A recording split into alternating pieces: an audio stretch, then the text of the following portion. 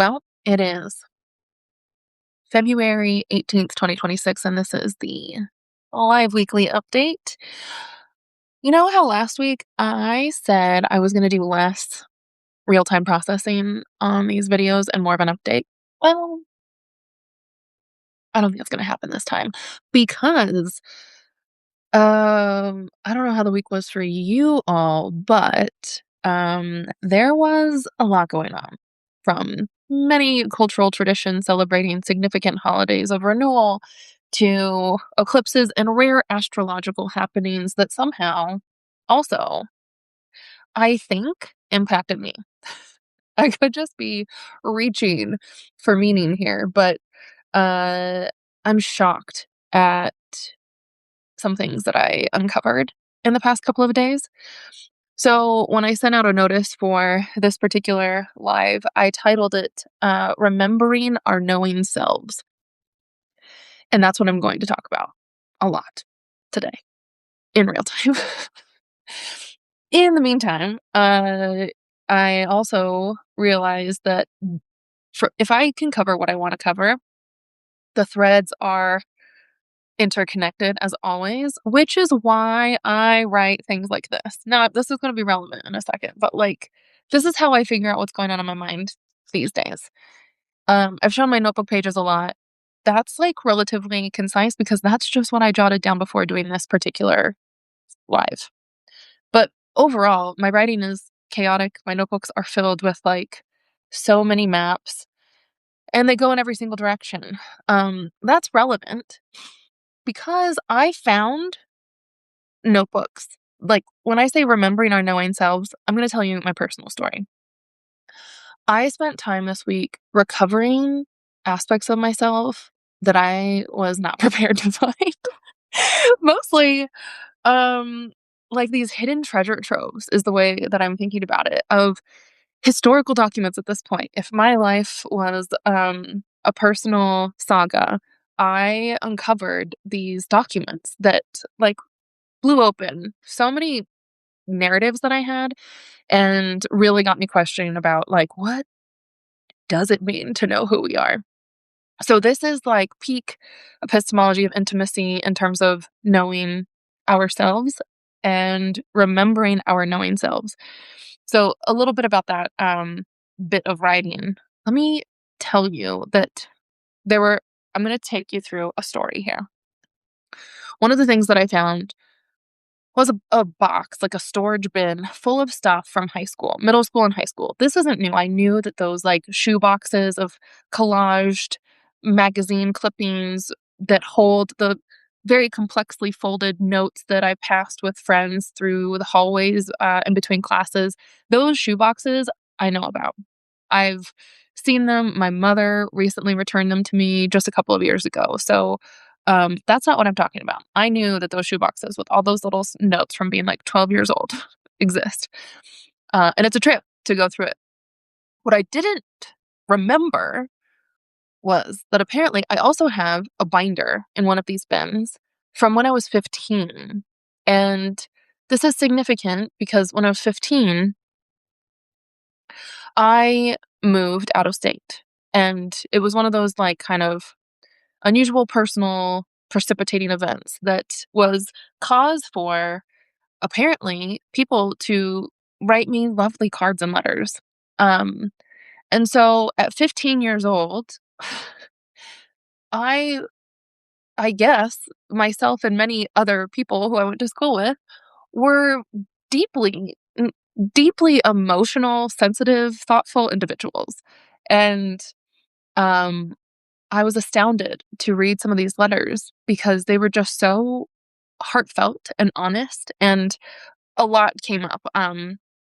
In particular, like, one thing I was thinking about was like, wow, what an amazing, strange reality to have, very different from like a yearbook, where everybody just writes something generic, even if it is meaningful, but like everybody's writing at the same time on the same day. And so the messages get a little rote.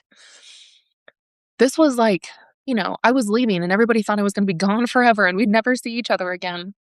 So people were really, like, pouring their hearts out in a way that was, like, honestly impressive to reread and truly revealing for me to, review and, like, take in the things that other my peers at that time said about me. Honestly, I was heartened. I was amazed, and it's weird because there are so many things that was like, "Wow, if this is how my peers saw me when I was 15," a lot of what they're saying.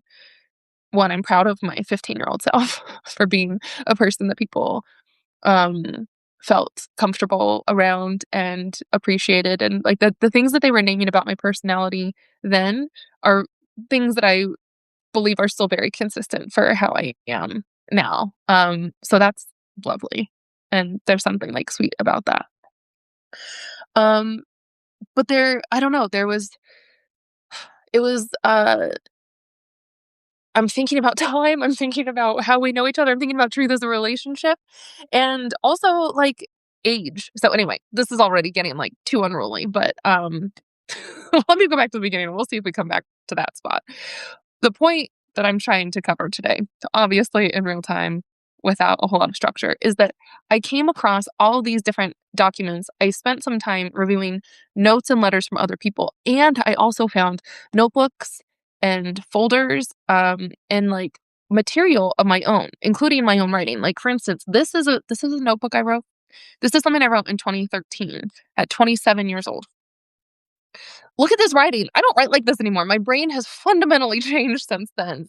And I'm kind of shocked because apparently this was just a free write, which maybe I should do this more. I will say that as I was going through all these different documents, I'm like, oh, I'm remembering that I have written before quite a bit. And I've even done research because, for instance, this notebook, this is how I prepared for my comprehensive exams in grad school. So these are actual notes that I took on text. And maybe this is because it wasn't digital. I didn't have iPad or I wasn't leaning on my computer. I don't know. There's something fascinating to me about recognizing that, like, oh, this is how I was taking notes on research. I don't do this anymore. This is coherent. This is legible. I have page numbers. I have, like, little tabs here that I made about these different books. Cool, cool. So reading through this, like, just skimming my notes was really fascinating. But I also found, like, my comprehensive exam. This is what I wrote for my exam. So, putting these things together, I'm like, okay, wait a minute. My writing has changed. In grad school, I was writing full, complete pages with full, complete sentences in a relatively clean and coherent linear form. I was documenting research back in the day in grad school. Like, I've done this before. Haven't done it in a while, but, like, this is possible. And I want to go back to these notes. Other things that I found stunning. I didn't remember most of this stuff. Let me tell you some surprises, some things that shocked me. I freaked out when I found this artifact. This, okay, this is madness. This is the folder from Syracuse University at a conference, Postmodern Culture and Religion, to the conference. And the title of this particular conference was Feminism, Sexuality, and the Return of Religion. This happened in 2007. I have talked about this conference so many times before. I've written about it. I have shared this, like, very important story of this encounter I had with Helene Cixous when I had no idea what philosophy was, what I was doing, how to show up at conferences. I literally didn't know any of this. And I also did not have the sensibility to understand how significant this conference was. Um, yeah. So at the time when this was me as a junior in college. I had my teacher, David Dean, was the one who recommended that I go to this. And I went to a conference by myself for the first time ever, and then apparently took a lot of notes because it's not here. Oh my gosh. It's not here. Is it here?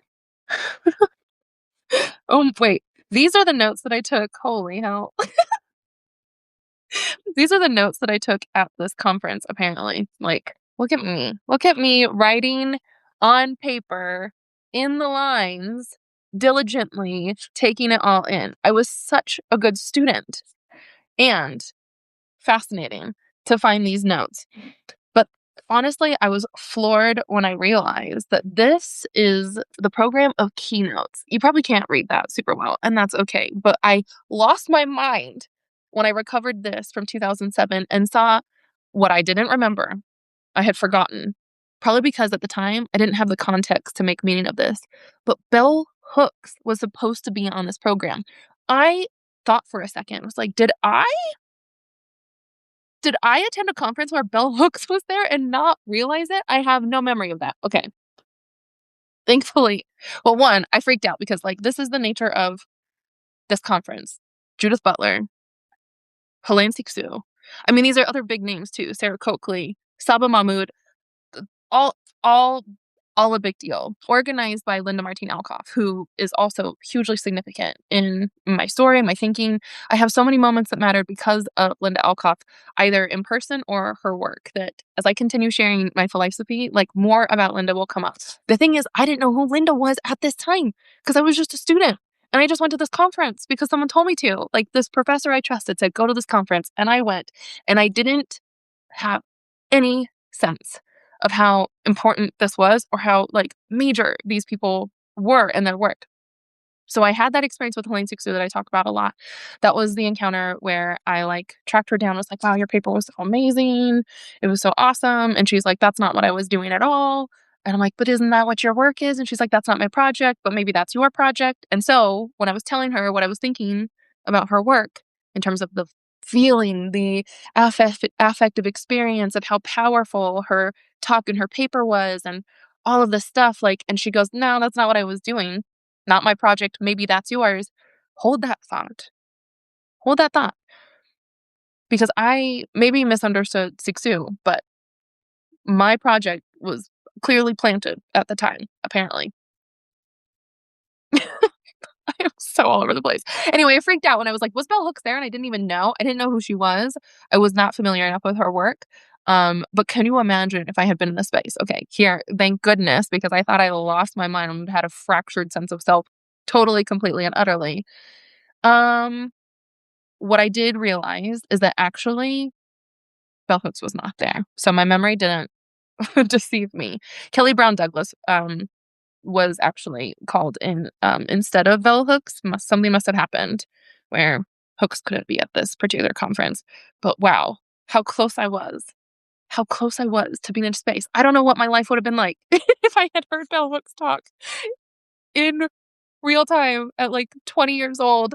Um, oh my god, I probably would have lost it. I don't know. I would be a totally different person. There's something fascinating though about this, and I keep going to, like, I'm thinking about the influence of other people, teachers who shape us. There are all these little moments that matter, like I talk about. And also, like, I think that what this is fleshing out for me is a little bit more about an element of the epistemology of intimacy, but especially that truth as a relationship. Because there are things that happen in our lives that are totally because other people shared something with us.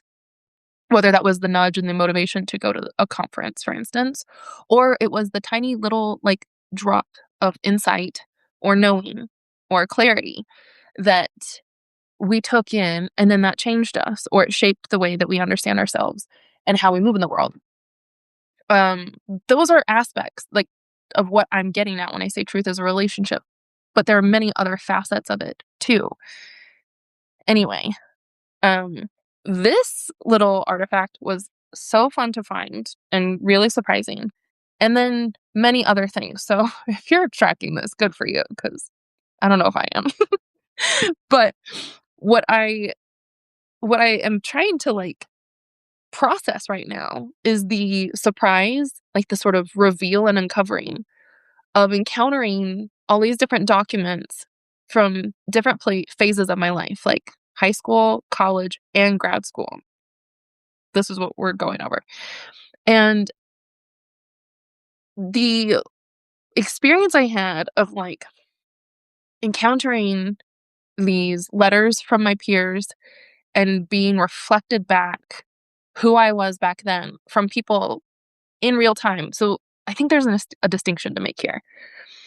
Um, wow, I can't finish a thought. I'm, like, too excited or too caffeinated.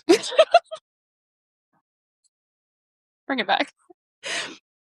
There's something important that I'm, like, processing about recovering impressions of how other people view us at a time. This is over 20 years ago, right? Um, and maybe it'd be helpful to say in the midst of all this, like, I have a very faulty memory. I don't think that's unique. I think a lot of us forget a lot of things. That could be traumatic brain injury, traumatic life experiences, or it could just be that like we don't have the processing power in our brains to hold on to so many details.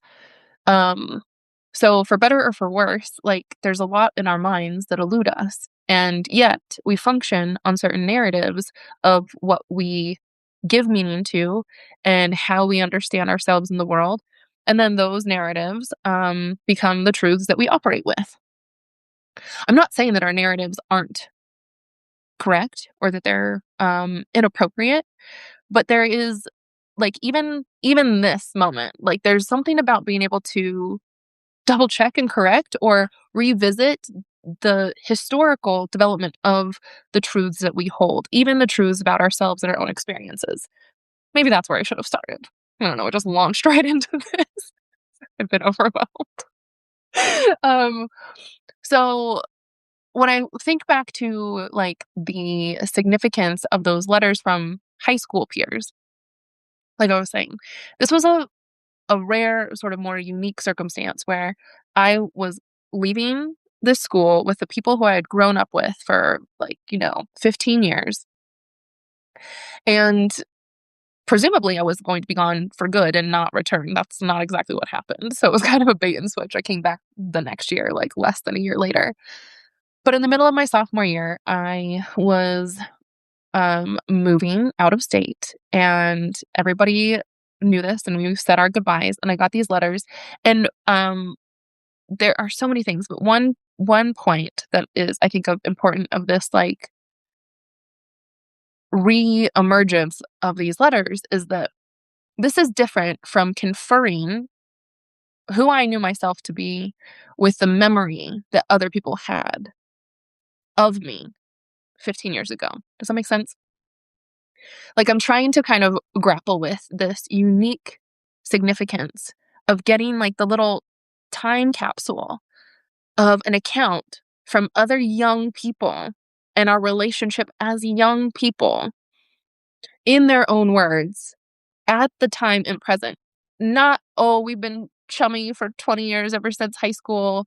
Do you remember? It's not reminiscing from our present adult perspectives and the narratives, however they might have evolved, or the things that may have dropped out, or the things that we might have selectively emphasized and held on to now down the road. What I'm trying to get at is that there was something really poignant, special, shocking, important, I don't know, about like getting to hear so many different voices of young peers because there was just this collection of letters. I should have brought them to show you, but I think you will believe me. It happened. And for some reason, even now, at this stage of my life, being the person that I am, knowing that that was a significant decision in my growing up years of leaving the school and the people and the peers that I had grown up with, I forgot that I had even that binder. Like, that's how much my memory is shoddy. I have literal, concrete, tangible evidence in my possession, and I forgot that I have literal, concrete, tangible evidence in my possession. And so it was truly like a surprise to even like stumble upon this again and be like, this exists clearly somewhere in my living. I knew that that exists because I placed that binder in that bin. Um, but I don't know, like I'm a little bit mystified, a little bit concerned maybe, um, kind of flabbergasted, all these big weird words of just the like felt phenomenological experience of remembering ourselves. Now, I could be a real philosopher here and I could play with these words and I could talk about like remembering in the metaphysical sense of like putting ourselves back together, like taking our arms and our limbs and reassembling ourselves in this way of remembering who we are. Um, and that's honestly what it felt like. It felt like a recovery of this, like, reflection of my 15-year-old self that I lost touch with. Again, who I was when I was 15 apparently was not very different from who I am now. I think that's reassuring in some ways. Um, but there is also this notion of, like, how do we know who we are, right? How do we know who we are or become who you are? These are phrases that are, like, core and central to my projects as a queer feminist philosopher, epistemologist, focusing on intimacy and relationships as ways of knowing. And so, in some ways, um, it would be compelling to just find journal entries from myself when I was 15 years old and read what I wrote about myself. I'm going to touch back on this soon. That is, I think, powerful and informative.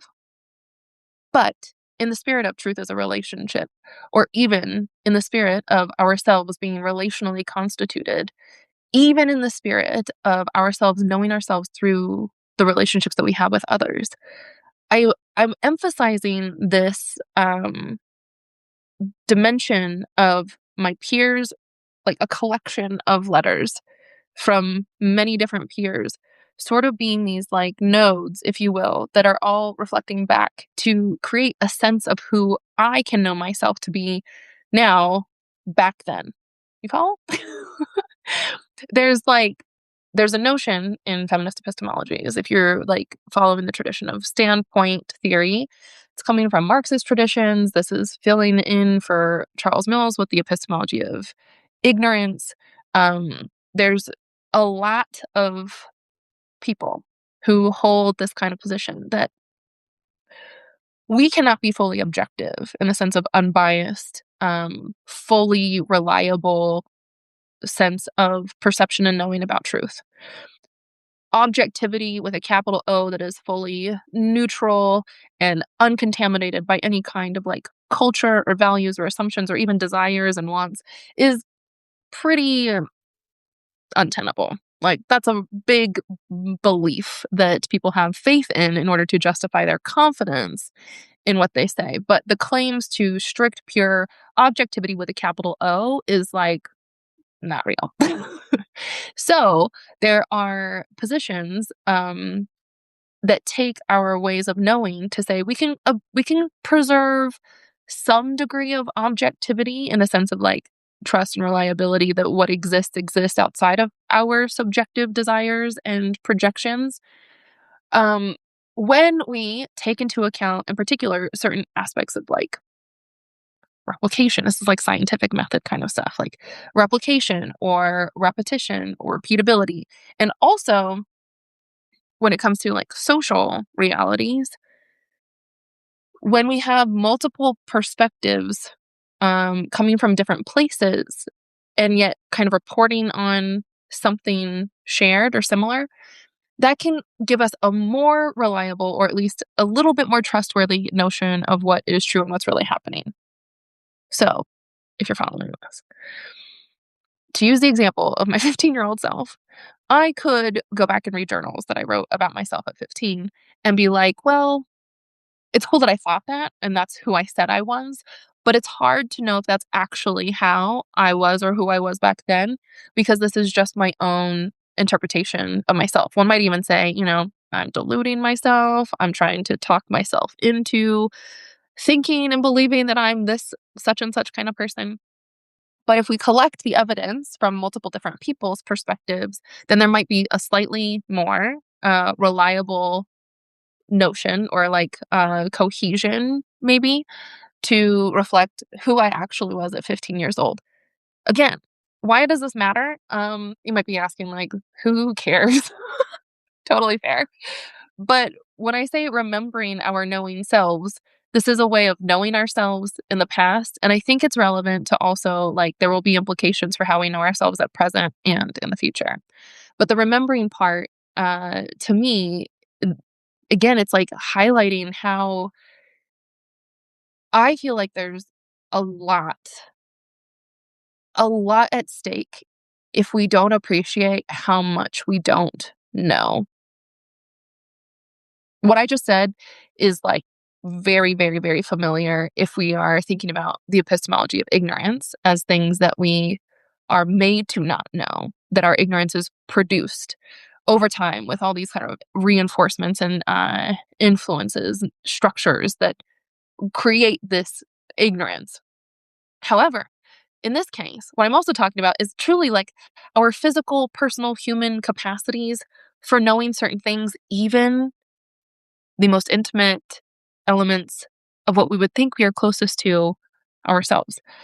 Um, Now, therapists or people, they just like, clearly, yes, duh, we are not so transparent to ourselves. Maybe we delude ourselves most of all.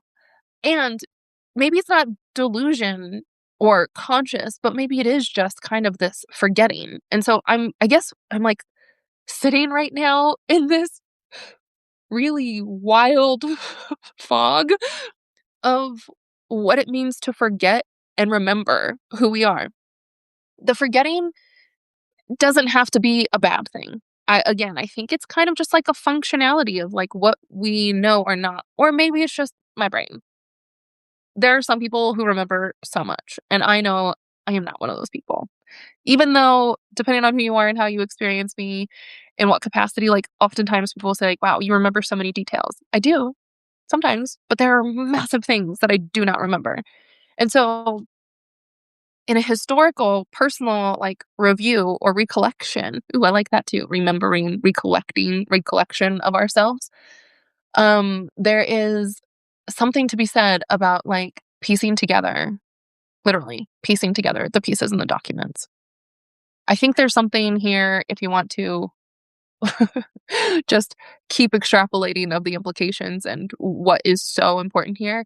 There's something about documentation, there's something about archives and artifacts, there's something important about looking back and studying history and not just our personal histories like let's blow it up, expand this to the social political realms of like collective and culture issues that we there it is important for us to be able to ground ourselves in a place of knowing because we are reviewing certain concrete, tangible evidences that can remind us about where we're coming from, who we are, where we're going. Um, I'm hearing all these like play on words and feeling so much like a philosopher today. But in addition to remembering, reminding, recollecting, these words are like, there's a kind of little like grouping happening here of the words. And I think that that's interesting and probably important. I'm even thinking about what it means to have a realization. And when I say things like moments that mattered, I've talked about this, I think, before, that I mean it literally, like mattering in our personal stories, and that became a like really significant moment in life, but also mattering in that that moment becomes who we are, takes on the physical, tangible, concrete reality of what is. So moments that matter are the kinds of things again that like there's a moment and then that moment shifts something so much that it actually triggers this becoming so that it matters into real life substance. It is who we are. The matter, the form, the substance of ourselves is shaped by these moments. Um yeah. Maybe I need to take a break. um okay, there's there's a lot happening here. Okay, let's just keep going. So, I don't know. If you can figure out what that was all about, great. But I wanted to also say that I have such sensitivity for like youth and young people, and um, I want to underscore. I know I like touched on this when I just launched into this story sharing bit, but I want to also underscore the significance of how important it was for me to see that like 15-year-olds could share in such deep and meaningful ways and connect in really personal and supportive ways. Like, I remember being a kid in middle school and in high school and feeling so frustrated that, like, the adults had no idea what we were going through. And I think that's generally true. I mean, I remember people around me, myself included, having experiences that, like, the adults could never imagine. And it's a wonder that many of us, like, survived or got along, but when I think about how important it is that we were there for each other and supported each other in pretty powerful ways, like, we were literally shaping each other too, and so there's something important, like, yeah, adults need to step up for young people, for kids, always, but I think there was something really poignant for me about seeing, like, that even kids showing up for each other or, like, youth in their adolescence being there for one another was really moving, touching, and encouraging, and, I mean, maybe now even, like, there's a lesson we could take from that of how to navigate present time, current realities of, like, most adults, when we grow up, often say, like, "I don't know what I'm doing. No one prepared me for this. We're all just making it up as we go." And I mean, maybe there's just something consistent there also that even as adults trying to figure out how to do stuff, we're floundering as much as we were when we were teenagers, or we have it just as solidly as we did when we were teenagers, which is to, like, show up and care for each other and, like, help each other. Don't make it harder on one another. Um, if we could do that as young people, which I think we can, then obviously I hope we can do that as adults too. So, okay, I wasn't prepared to do all of this, to do this kind of like rant on truth as a relationship and what we know about ourselves by how other people know us and what it means to go back in time and find and recollect and remember those elements of who we are, but it felt really stunning to me and significant. This is like mega eclipse energy. Surprises galore. All these like unexpected revelations happening. So that was one part of my uncovering in the treasure trove of my documents. Um, Before I go on, I want to talk about my philosophy, and I'm going to share some other things that I have been like revisiting now, which are relevant to what I'm going into these days. But let's take a little interlude and do some philosophy talk. Um, what's coming to mind for me right now is this notion of genealogy. Because of the backward looking, people like Foucault and others, but Foucault is like the genius who really captures the importance of genealogical methods. Um, that all reveals how valuable it is to trace the junctures and the steps of how we got here. So we might think genealogy and think ancestral trees and lineages. But like a family tree or your family familial genealogy is a way to kind of go back to the root and see where certain things branched off and then went a different direction, and then kind of how that separated or broke off into a new thing, and yada, yada, yada, kept going. Now, I'm not talking about multiverses here. I am talking about how there's value in going back and looking at how things evolved, developed, and happened at critical points where things split off or a decision was made or something happened, and then that redirected the way that things continued developing. From a genealogical methodology, which is this kind of approach at historical review, the important takeaway of doing a genealogical method is to understand that everything is contingent on how things went. You might be like, duh. What? Say something more. Which is fair, but that simplicity of a phrase that like everything is contingent on how things went is actually revealing the nature of contingency. Meaning that it could have been otherwise. Something only happened because this little event occurred. I only went to this conference because I had a professor who was like, "Hey, there's something happening in Syracuse. You should go." So the contingency of our lives is kind of like there's a cousin here maybe to thinking like that. I hate it. Everything happens for a reason. I don't like that phrasing. The difference is that everything happened because something else happened. but there's room here for agency, or hopefully room here for intentionality of what else happens. If you look at historical developments of things as being contingent, then what we're really getting at with contingency is that it's not overdetermined. It's not predetermined. It's not destined. There's not this natural teleological evolution, but there are critical junctures that cause that break and redirecting, like in a tree. A genealogical approach is helpful because it allows us to see that there were these things that caused something else to shift. And in the present, then, the way I interpret that is that, well, there's always the opportunity for these contingencies to dramatically redirect how things go. And if we want to, we can try to be more thoughtful around how we utilize that. But I also think that it's important. There's very much like a cosmological schema here to say that the future is not then determined and it's contingent on what happens now. You might be like, yeah, duh. Again, what are we doing here? Philosophy? But to have our future be contingent on what happens now, I think locates us somewhere in hopefully the present.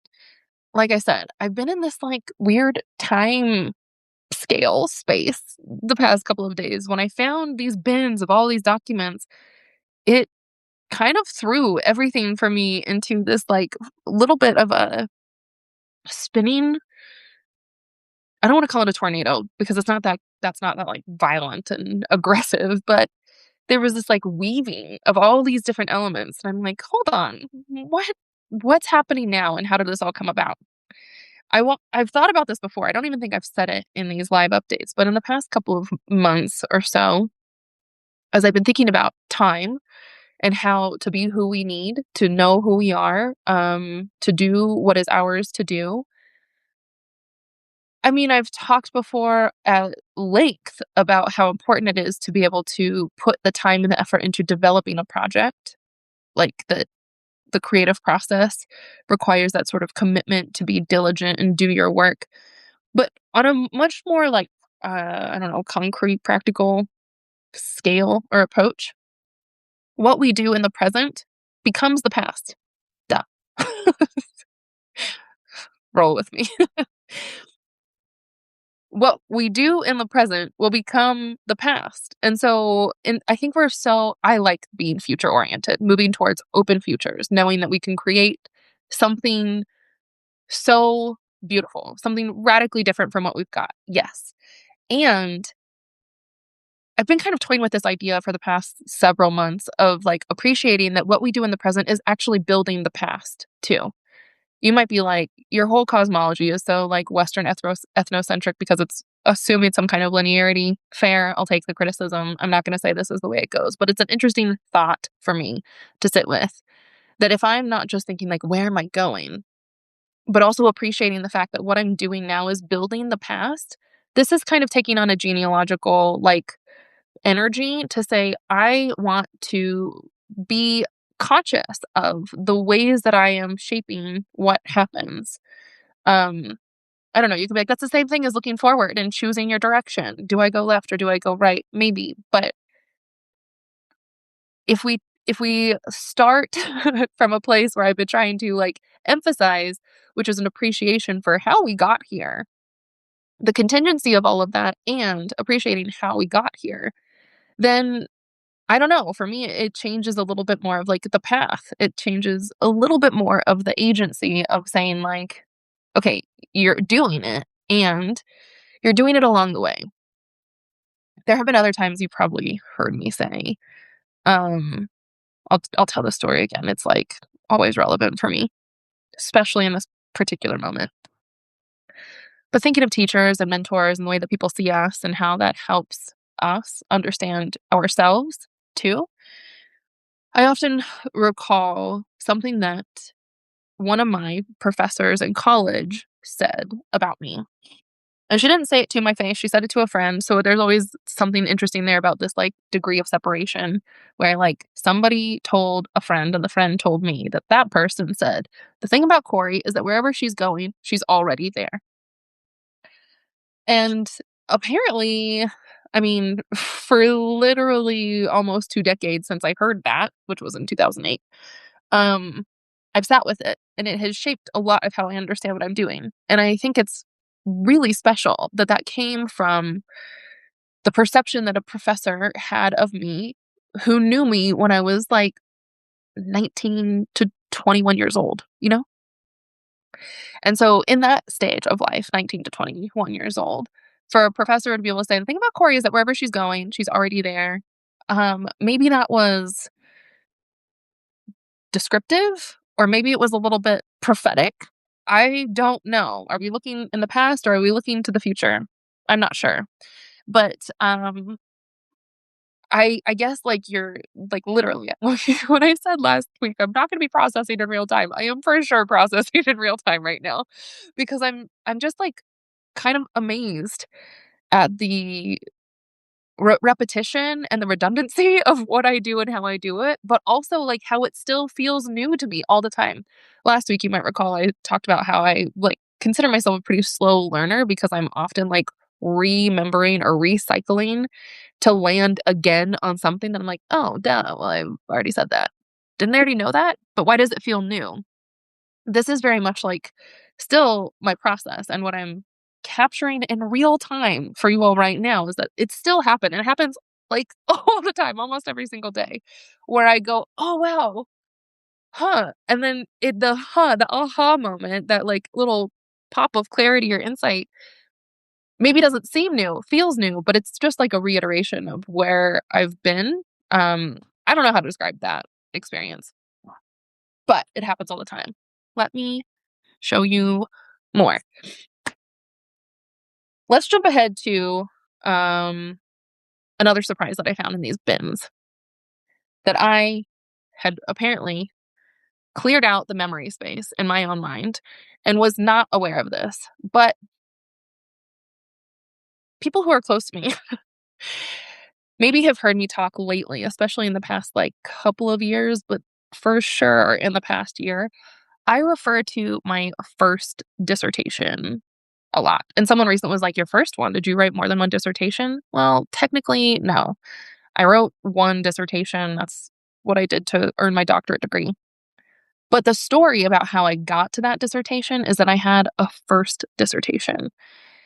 And um, so the dissertation that got published that people can find is called Positive Philosophy, a Feminist Practice of Affective Therapy and Political Resistance. In my bins, this is cute, I found I found my notes that I wrote for my defense of that dissertation. And honestly, like, I don't know. I think my attitude towards that dissertation has gotten a little bit jaded over the years. I know what I was trying to do, and I think I mostly accomplished it, but I called that dissertation my dissertation light. Um, I didn't want to write that project because I wanted to write my first dissertation idea. And there's a reason why I didn't. The reason why I didn't write the first dissertation idea is because it was poo-pooed by the committee. They did not like it and they shot it down. And I remember how wildly disappointed I was to have this project of mine basically cut down and told it wasn't a good project, that it couldn't be done. And so, in order to fulfill my requirements and graduate and get my doctorate degree, I had to basically start over and write a different dissertation altogether, which is why I call it the dissertation light. So, apparently, this is like a draft. This is the like Word document draft of, or maybe the final, I'm not even sure, of my actual dissertation that got, defended and published. And this is positive philosophy. But what I didn't realize was that I have artifacts of my first dissertation idea. I thought that this was gone forever, to be never recovered, only living in my soul somewhere. And then I found in my bin of notebooks this honker. What? I was like, I wonder what this is. Truly, I did not have any recollection or memory of this. So in this tiny little flimsy folder from Bloomsburg University, which is probably just like a talk that I did somewhere, I have, lo and behold, oh my gosh, chapter drafts, full on chapter drafts. I think there are 6 of them of my first dissertation idea. I was floored when I found this because I didn't know that this even existed. You might think, am I a hoarder? Do I have stuff all around that I don't even know? Apparently, yes. Apparently, when it comes to philosophical personal artifacts, yeah, I don't know what I have. But I was amazed, truly shocked. This is from April of 2012, chapter 3, the transmission through texts. Um, I didn't even have the courage to read these myself. Oh my gosh. Chapter 5, strong and weak theories, positive and negative affects. It's similar. You can hear some of what I was trying to do in my final dissertation, the one that I actually ended up doing. Chapter 4, the will to power. But this one was about Nietzsche. And I have notes here from my advisor. Like, we worked on these chapters. So 6 entire drafts of full-blown chapters for a project that I never got to do, but that I talk about a lot and still think about so much, lives on in this folder, and I found it. I don't know. To me, this was so significant. Talk about recovering something that had been buried and lost and forgotten. I had no idea that this was even my possession. And I don't know when I'll have the energy to go back and read it. But I don't know. I was like, surprised is not the right word to say, that like there's this whole piece of me that is my project that lives in that stack of drafts. That is what Siksu at this conference said, that's not my project, but maybe that's your project. So from 2007 to 2012, when I was drafting all of those chapters, what I was actually developing was the project of how philosophy can be done in a way that is so affecting. Um, Again, if you know my work in positive philosophy, the actual dissertation, or even some of the elements that inform like what is now the name of my small business and consulting, Positive Philosophy Consulting, it all carries through on a certain level of that, like, we can do this in a certain way that is important and it affects us in our like physiology, our bodies, our emotions. How we think is something moving in that way. But I was really excited to realize that there are drafts. I'm honest, when it's like, if you find a recording of yourself and you're like nervous to go back and listen to it, because what if you don't like it? Or I don't know, there's just that like uncanny, icky, weird feeling. That's how I feel about those drafts. I'm like nervous to go back and reread them because I don't know what I'll find. But if my trends stay consistent, I'll probably be really surprised and really pleased and really like excited by what I was thinking back then. And I might even reorient myself through a relationship to me in 2012 and be like, oh, wow, look at you. Look what you were doing. Okay, so that was just a surprise. I just wanted to note that, like, I can't believe I found my first dissertation lives on beyond just this, like, ghost in my mind. Um, but I also found this. Now, this notebook is the one I keep pointing to show, like, look at how my physical writing has even changed. But I'm going to share something from this because why not? This I wrote towards the end of 2013. So, timeline wise in my life, this is when now I've defended my dissertation. I've left Pennsylvania, come back to Colorado. I don't have a job. I don't have a plan. I was struggling to know what to do. And from August until like December, basically I was like floating. Interesting how things sort of repeat these cycles. But I remember feeling like a little lost, a little confused, and I was flirting with these ideas of going to like LA to work with the people in the industry, the culture shapers as it was. Because I was like, I want to be in a place where people who are influencing what we think on large cultural levels are like they're producing the messages, they're producing the narratives that shape how we perceive reality and how we feel about it. So I wanted to connect it with that, but I didn't. I stayed in Colorado after all. And here I'm going to read a couple of pages from this because I think it's redundant and interesting. Okay. So, here I am, 27, and feeling at the edge of being lost. But it's inappropriate and unfair to myself to think that I haven't already been putting in the time, effort, passion, hard work, and dedication that it takes to make things happen. I don't expect for things to happen overnight. I expect for them to keep growing. What I've been doing is honing a voice for myself with philosophy and crafting a tone that connects with people on their everyday lives regarding their common experiences. I've been convinced that people crave thoughtful, meaningful material, but the challenge is delivering it to them. Social media, publication, and media in general is useful here, but the real challenge, the deeper challenge, is that you can't just give people content that tells them what to think, even if it is inspiring, progressive, and challenging new stuff. All that does is provide different things for people to think and say without teaching them how to think in the first place. Again, the principal challenge and task is how to teach people how to think. In other words, how to facilitate a process rather than shooting out endless streams of prepackaged content. Content is only appealing to pre-established audiences. They say, "Yes, this is what I've been saying, I agree." Or they are inquisitive. "I've been wondering what's going on in this world, this community, this culture of which I do not yet belong. So let me learn the relevant words and phrases so that I can get in." But no one is surprised, or at least they shouldn't be, that people cannot understand one another or take on different perspectives. We don't invite this experience. Instead, we are too engaged in the description, the telling. To challenge and change the way that media is used, then, we would need to do more. Yes, coming up with new progressive content is necessary. It may even be a prerequisite.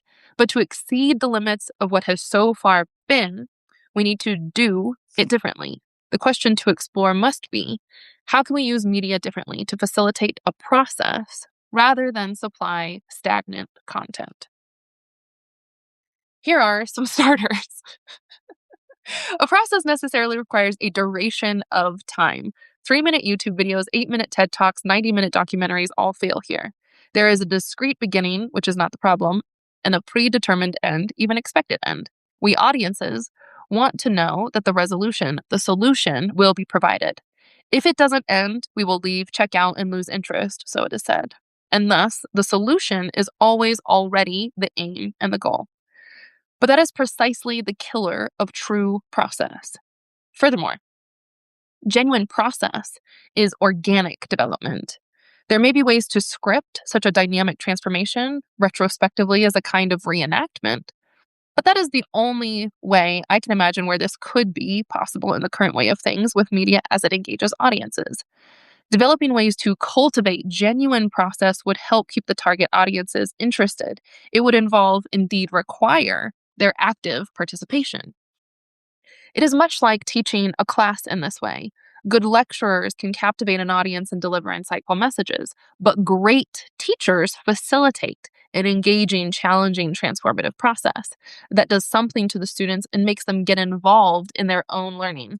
Perhaps most importantly, great teachers learn along the way. So, another crucial piece to this process is having skillful facilitators, those who can think, lead, speak, listen, and learn at the same time. In other words, you need people who are willing to undergo the process themselves and who are able to bring others along with them into that process. It takes courage to not rely on simplistic pontification. It takes honesty to be able to identify the limits of one's own thinking and experience. And it takes humility, empathy, and a real desire to learn in order to do this, especially with others.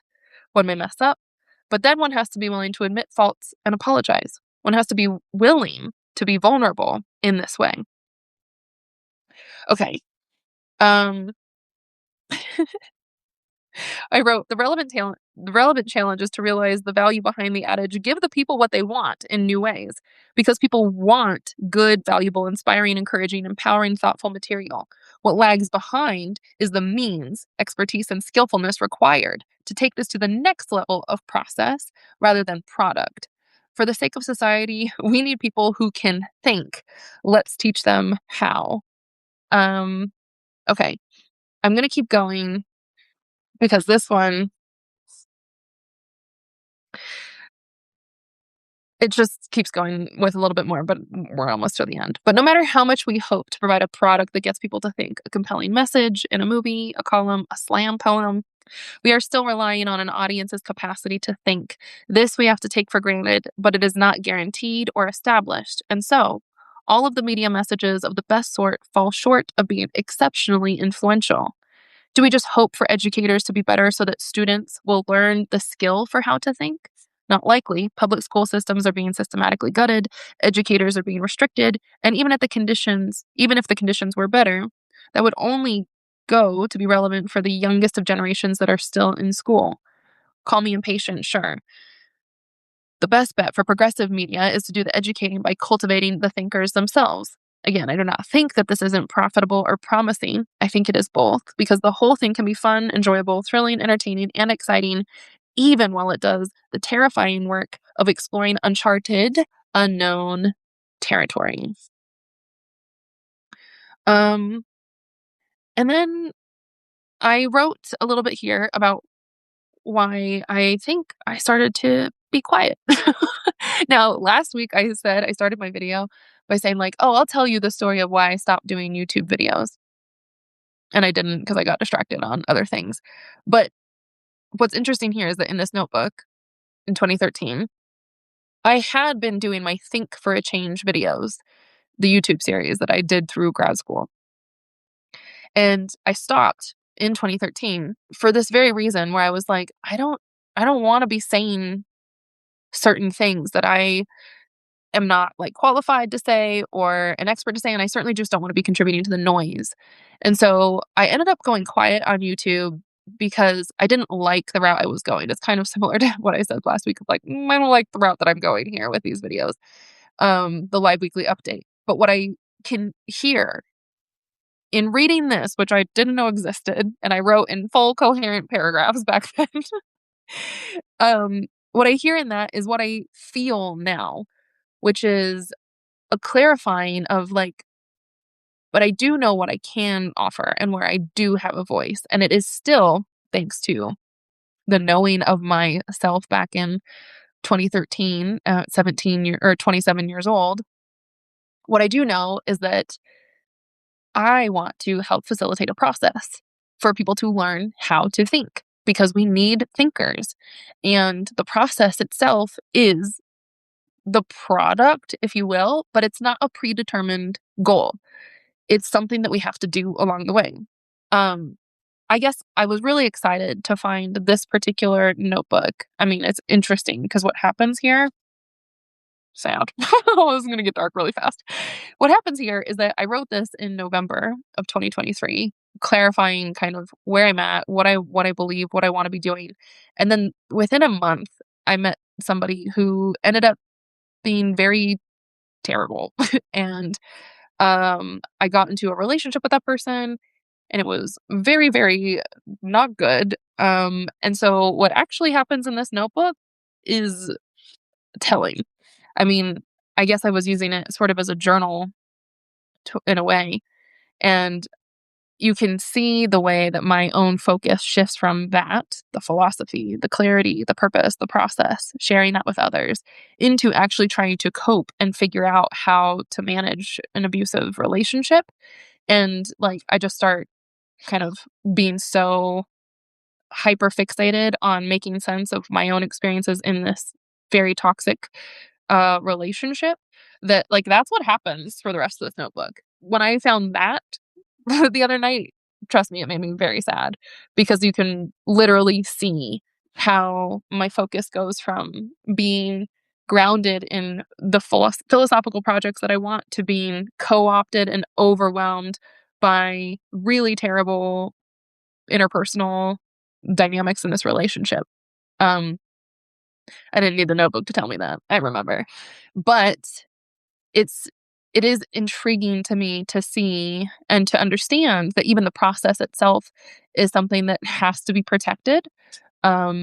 and the truth of who we are and what we do is fundamentally shaped by the people that we're in relationship with. So that was one of those kinds of instances where, like, being in a relationship with person who is very much not good for you can really profoundly still shape your reality, obviously.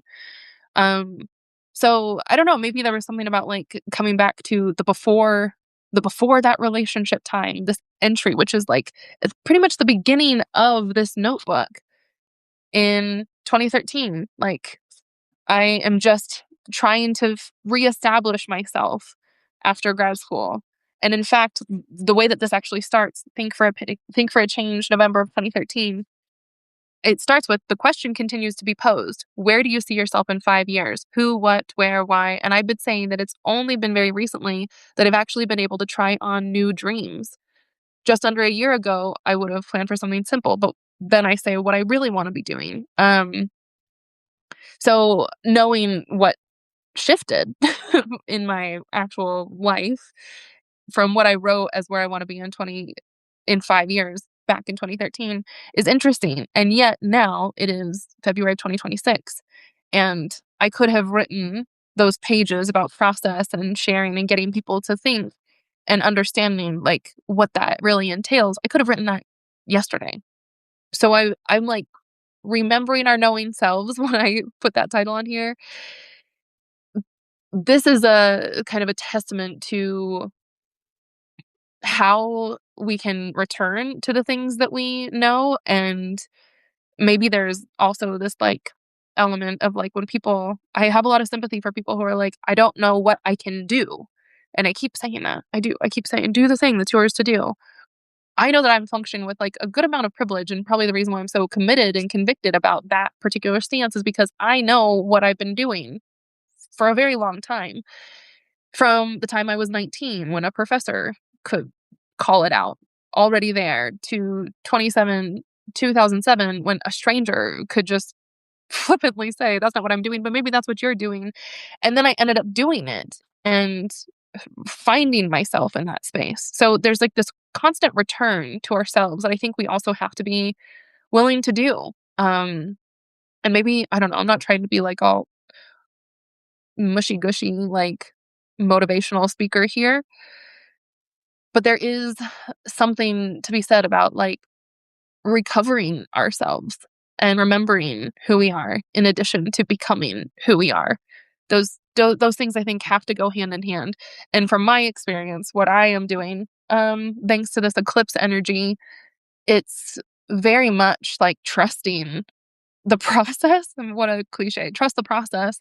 But also, I feel like this has just been such a beautiful gift to stumble upon these documents, these artifacts from different stages in my life that really have captured the process of my own becoming so that I can trust it even more going forward. This is, again, something, maybe it's like the positive spin of the genealogy. Not that the horrible things that have happened on contingent conditions, yes, but also, like, where we are is dependent and contingent on what's happened, but also the same is true for where we're going.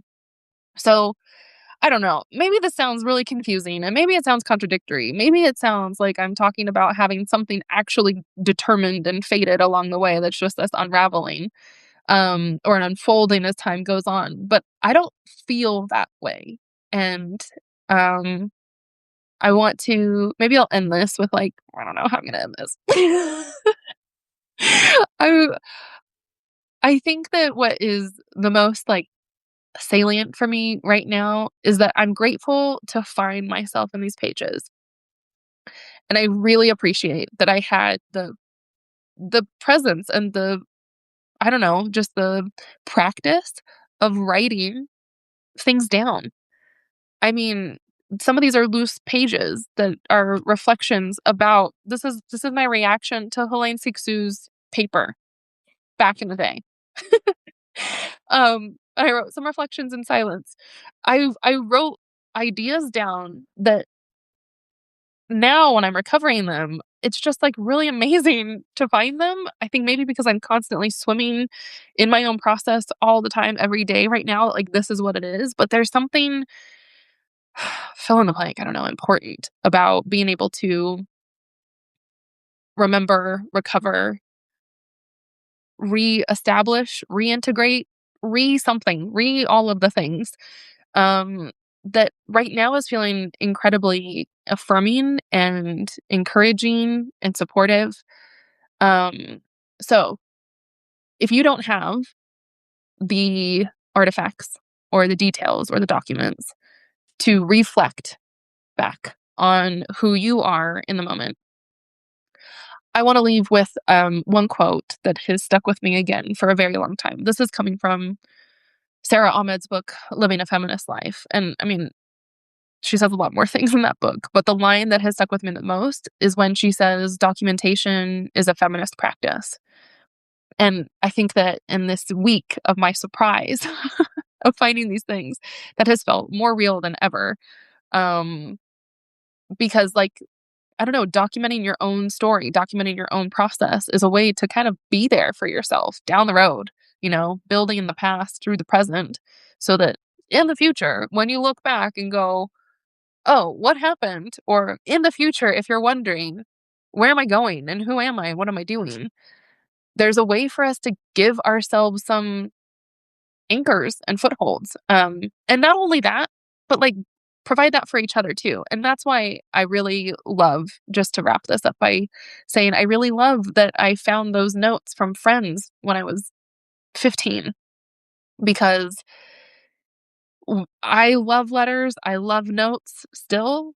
And the culture has shifted so much that like most people don't do that. I don't think people give and send like tangible notes and letters.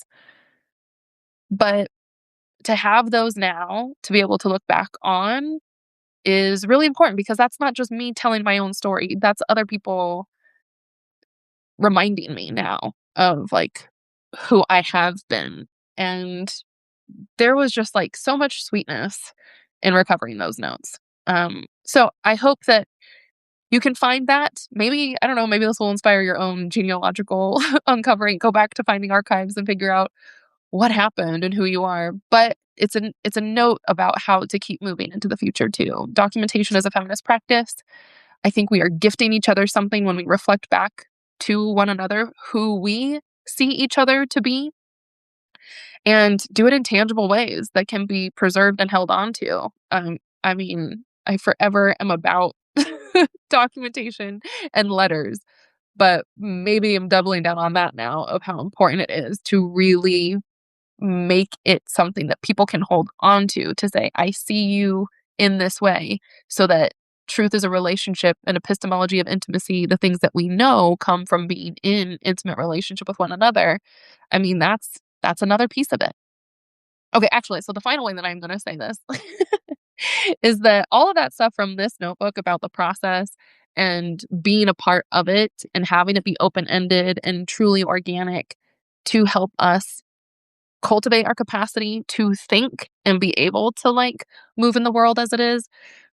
I will say that that was really encouraging because also this past week I've been continuing to diligently develop um, my future offerings of romancing the revolution and the shift that I've been going through just to keep capturing the process is that I am finding myself feeling more clear and committed to doing that. Like that is the thing I want to offer. So Romancing the Revolution, it's coming up so fast, but I am hoping to launch it in March. And it's going to be every Sunday on a monthly basis. So far, this is the way that it's looking. And I want to be able to invite people in to participate in this kind of process.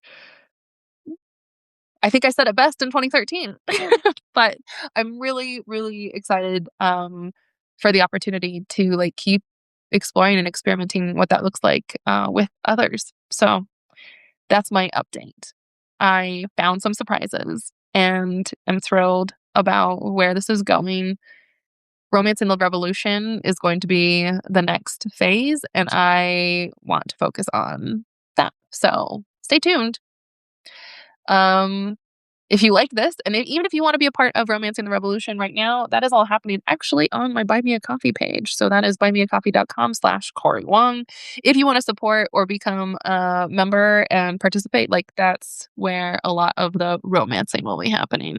In the meantime, thanks for joining on Substack and all the support across all the platforms, across all the decades. I hope that you find so much good surprise in this season of wild, radical transition that we're all collectively going through. And this is the time to garner up all the energy to go forth with intention and do the things that we can do to be who we are, to make what we need to have for each other. So I will be back next week. See you and take care.